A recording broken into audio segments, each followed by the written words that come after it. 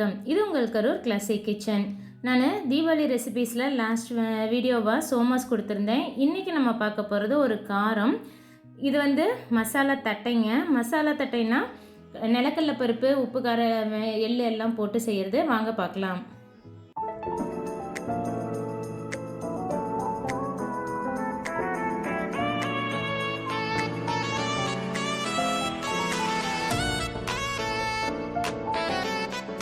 தட்டை செய்கிறதுக்கு ஃபஸ்ட்டு நம்ம அரிசி மாவு அளந்து எடுத்துக்கலாம். நான் இன்றைக்கி 3 கப் அளவுக்கு அரிசி மாவு எடுக்கிறேன். இது பச்சரிசியை ஊற வச்சு நிழல்லையே உணர்த்தி மிக்சியில் அரைச்சி சலித்து நிழல்லையே காய வச்சு எடுத்து வச்சுருக்கிற மாவுங்க. இதோட வீடியோ நான் உங்களுக்கு லிங்க் டிஸ்கிரிப்ஷனில் கொடுக்குறேன், செக் பண்ணிக்கோங்க. பொட்டுக்கடலை மாவு 1/2 கப் எடுத்துக்கோங்க. இது ட்ரை ரோஸ்ட் பண்ண நிலக்கடலை பருப்பு. நிலக்கடலை பருப்பை நல்லா ரோஸ்ட் பண்ணிவிட்டு அதை தோல் நீக்கிட்டு மிக்சியில் 1-2 பொடிச்சு இடித்து இதில் சேர்த்திக்கலாம். காரத்துக்கு உங்களுக்கு எந்த அளவுக்கு வரமிளகாய் தூள் வேணுமோ அந்த அளவுக்கு சேர்த்திக்கலாம். நான் இன்றைக்கி 2 டீஸ்பூன் அளவுக்கு வரமிளகாய் தூள் சேர்த்துறேன். உங்களுக்கு எந்த அளவுக்கு உப்பு வேணுமோ அந்த அளவுக்கு டேஸ்ட்டுக்கு ஏற்றாப்புல உப்பு சேர்த்திட்டு இதுக்கு எள்ளு சேர்த்தலாம். இல்லைன்னா உங்களுக்கு எள்ளு வேண்டாம்னு நினச்சிங்கன்னா ஸ்கிப் பண்ணிக்கலாம். நான் இன்றைக்கி 2 டீஸ்பூன் அளவுக்கு சுத்தம் பண்ண கருப்பு எள்ளு சேர்த்திருக்கேன். 1 டேபிள் ஸ்பூன் அளவுக்கு வெண்ணெய் சேர்த்திக்கோங்க. சேர்த்திட்டு இதெல்லாம் நல்லா கலந்து விட்டுருங்க. வெண்ணெய் மாவு கூட கலந்து கட்டி இல்லாமல் கரைச்சி விட்டுட்டு அதுக்கப்புறமா தண்ணி விட்டு பிசைஞ்சிக்கலாம். நீங்கள் வெண்ணெய் நிறையா சேர்த்திட்டிங்கன்னா நுரைச்சிக்கிட்டே தட்டை ஒழுங்காக வேகாமல் போயிடும். அதனால் வெண்ணெய் அளவாக சேர்த்திக்கோங்க. பொறுப்பொறுப்புக்காகத்தான் நம்ம வெண்ணெய் சேர்த்துறது. இந்த மாதிரி வர மாவு கூட எல்லா இன்க்ரீடியண்ட்டையும் கலந்துட்டு இதை பாதியாக டிவைட் பண்ணி எடுத்து வச்சுக்கோங்க. மாவு எவ்வளோதான் கம்மியாக இருந்தாலும் நம்ம தண்ணி விட்டு பிசைஞ்சு சுட்டு எடுக்கிறதுக்குள்ளே மாவு உணர்ந்து போயிடும். அதனால் பாதி பாதியாக பிரித்து முதல் ஒரு பாதிக்கு தண்ணி விட்டு பிசைஞ்சு தட்டையை தட்டி சுட்டி எடுத்துட்டு அடுத்து நெக்ஸ்ட் போர்ஷனுக்கு அதுக்கப்புறமா தண்ணி விட்டு பிசைஞ்சுக்கோங்க. தண்ணி விட்டு பிசையும் போது நீங்கள் உப்பு காரம் செக் பண்ணிக்கலாம். உங்களுக்கு சப்போஸ் உப்போ காரமோ கம்மியாக இருந்ததுன்னா மறுபடியும் கொஞ்சமாக அந்த தண்ணி கூடயே கரைச்சி சேர்த்து நீங்கள் பிசைஞ்சு எடுத்துக்கோங்க. மாவு தண்ணி கம்மியாக இருக்கும்போது உதிராக இருக்கும். நீங்கள் கணக்கான பதத்துக்கு தண்ணி ஊற்றி பிசையும் போது மாவு எல்லாமே ஒன்று கலந்து நல்லா சாஃப்டாக ஒரு டோ ரெடி ஆகிடும். உங்களுக்கு எப்போவுமே முறுக்குக்கெல்லாம் நீங்கள் எப்படி மாவு பிசைவீங்களோ அந்த மாதிரியே பிசைஞ்சிக்கலாம். தண்ணி இப்போ கம்மியாக இருக்கிறனால பாருங்கள் உடஞ்சி உதிராக போகுது. இப்போ கரெக்டாக தண்ணி விட்டு இந்த அளவுக்கு சாஃப்டாக பிசைஞ்சு எடுத்து வச்சுக்கோங்க. மாவு பிசைஞ்சிட்டு ரொம்ப நேரம் வச்சிங்கன்னா புளிச்சு போயிடுங்க. அதனால் தண்ணி விட்டு பிசைஞ்சு உடனே அதை தட்டையாக தட்டி சுட்டு எடுத்துடணும். இப்போ இதை ஈக்குவல் போர்ஷனாக இந்த மாதிரி சின்ன சின்ன உருண்டையாக உருட்டி எடுத்துக்கோங்க. நம்ம இன்றைக்கி எடுத்த 3 கப் அரிசி மாவு, 1/2 கப் பொட்டுக்கடலை மாவு, 3/4 கப் கடலைக்கு நமக்கு கிட்டத்தட்ட 35 தட்டை நமக்கு கிடைக்கும். ஒரே ஈவன் சைஸாக நீங்கள் செய்யும்போது 35 தட்டை நமக்கு கிடைக்குங்க. இந்த மாதிரி ஒரு வெள்ளை துணி விரித்து வச்சு அதில் நீங்கள் இந்த உருட்டி வச்ச உருண்டையை வச்சுட்டு துணி அப்படியே மடித்து உருண்டை மேலே வச்சு அதுக்கப்புறம் ஃப்ளாட்டாக ஏதாவது ஒரு பாத்திரம் இல்லைன்னா ஒரு டபரா வச்சு இந்த மாதிரி ஃப்ளாட்டாக இருக்கிற டபரா மாதிரி ஏதாவது ஒன்று வச்சு அழுத்தம் கொடுத்தீங்கன்னா நல்லா தட்ட முடியும். நீங்கள் ஒவ்வொன்றையும் பாலித்தீன் கவரில் வச்சு எண்ணெய் வச்சு தட்டினீங்கன்னா ஒரே ஈவன் சைஸில் வராதுங்க. இது ஈஸியாகவும் இருக்கும். நமக்கு சீக்கிரம் எல்லா தட்டையும் தட்டியும் எடுத்துட முடியும்.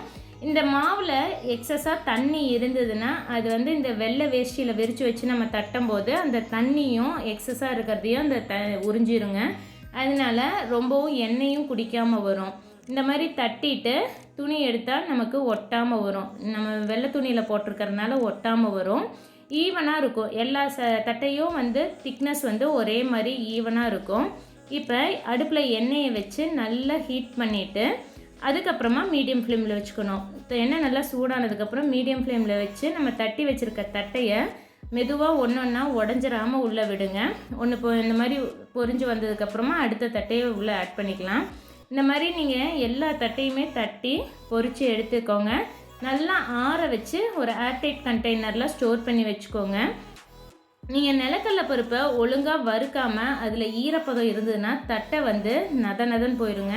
நமக்கு பொரிக்கிறப்ப பார்த்தா கிறிஸ்பியாக தான் இருக்கும். அதுக்கப்புறம் கொஞ்ச நேரத்தில் வதன்னு போன மாதிரி ஆகிடும். அதனால் நம்ம சேர்த்துற இன்க்ரீடியண்ட்டில் ஈரப்பதம் எதுவுமே இல்லாமல் பார்த்துக்கிட்டிங்கன்னா மறுபடியும் நமக்கு தட்டை ரொம்ப நாளைக்கு அந்த கிறிஸ்பினஸோடு இருக்கும்.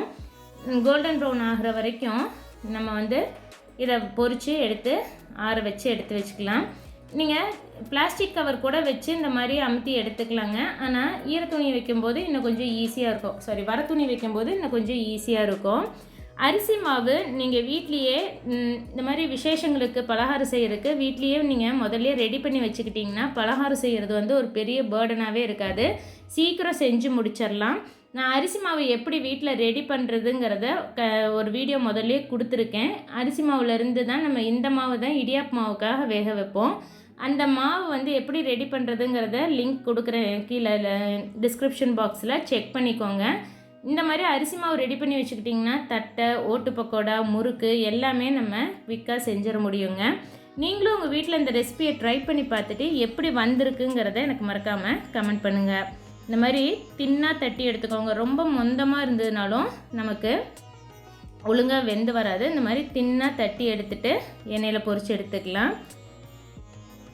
தீபாவளி பலகாரங்கள் லிங்க்கும் நான் உங்களுக்கு டிஸ்கிரிப்ஷனில் கொடுக்குறேன். இது வரைக்கும் இந்த சேனலில் போட்டிருக்கிற வீடியோஸ் எல்லாம் நீங்கள் செக் பண்ணாமல் இருந்தால் மிஸ் பண்ணாமல் அதையும் பார்த்துட்டு உங்களுக்கு என்ன ரெசிபி பண்ண போகிறீங்கிறத எனக்கு கமெண்ட் பண்ணுங்கள். இது வரைக்கும் எங்கள் சேனலுக்கு சப்ஸ்கிரைப் பண்ணலைன்னா சப்ஸ்கிரைப் பண்ணிவிட்டு கூடவே பக்கத்தில் இருக்க பெல் ஐக்கான் கிளிக் பண்ணி வச்சுக்கோங்க. அப்போ தான் நான் போடுற புது புது வீடியோஸோட நோட்டிஃபிகேஷன்ஸ் உங்களுக்கு உடனே கிடைக்கும். நீங்கள் இந்த தீபாவளிக்கு என்னெல்லாம் ரெசிபி செய்ய போகிறீங்கிறத எனக்கு கமெண்ட் பண்ணுங்கள். இது வரைக்கும் எங்களை ஃபேஸ்புக்லேயும் இன்ஸ்டாகிராம்லேயும் ஃபாலோ பண்ணலைன்னா அதுலேயும் ஃபாலோ பண்ணிக்கோங்க. சூப்பர் ஈஸியான இந்த தட்டை ரெசிபியை ட்ரை பண்ணிவிட்டு எப்படி வந்திருக்குங்கிறத எனக்கு கமெண்ட் பண்ணுங்கள். இந்த வீடியோ உங்களுக்கு யூஸ்ஃபுல்லாக இருக்கும்னு நினச்சிங்கன்னா லைக் பண்ணிவிட்டு உங்கள் ஃப்ரெண்ட்ஸ் கூடயும் ஷேர் பண்ணிக்கோங்க. நான் சொன்ன மாதிரி 35 தட்டை இன்றைக்கி வந்திருக்குங்க. நல்லா கிறிஸ்பியாகவே இருக்கும். பார்க்குறக்கும் எல்லாம் ஈவனாக ஒரே சைஸ்லேயும் இருக்குங்க. ஷேப்பும் நமக்கு கரெக்டாக ரவுண்ட் ஷேப்பில் வரும். பார்த்திங்கனாவே தெரியும், நல்லா கிறிஸ்பியாக இருக்கும். நீங்கள் உடச்சிங்கனாவே நல்லா பொறுன்னு உடஞ்சி வருங்க. கொஞ்சம் எண்ணெய் வந்து அது பிடிக்கத்தான் செய்யும். நிலக்கடலை பருப்பு, எள்ளெல்லாம் சேர்த்திருக்கிறதுனால கொஞ்சம் இதில் ஃபேட் கண்டென்ட் அதிகமாக தான் இருக்கும். குயிக்காக இதோட நியூட்ரிட்டிவ் வேல்யூ என்னென்னங்கிறத பார்த்துடலாம் வாங்க. நான் இன்றைக்கி எடுத்த அளவுக்கு நமக்கு 35 தட்டை வந்திருக்குன்னு சொன்னேன். நான் உங்களுக்கு இங்கே ஷேர் பண்ணியிருக்க வேல்யூஸ் பார்த்திங்கன்னா 2 தட்டை நீங்கள் எடுக்கும்போது என்னென்ன நியூட்ரியன்ஸ் அதில் இருக்குமோ அந்த வேல்யூஸ் தான் நான் உங்களுக்கு இங்கே ஷேர் பண்ணியிருக்கேன். நம்ம அதிலே சொன்ன மாதிரி இதில் ஃபேட் மட்டும் கொஞ்சம் அதிகமாக இருக்கும். ஏன்னா நம்ம எள்ளு, நிலக்கடலை பருப்பு, வெண்ணெய், எண்ணெய் எல்லாம் சேர்றதுனால. தேங்க்ஸ் ஃபார் வாட்சிங்.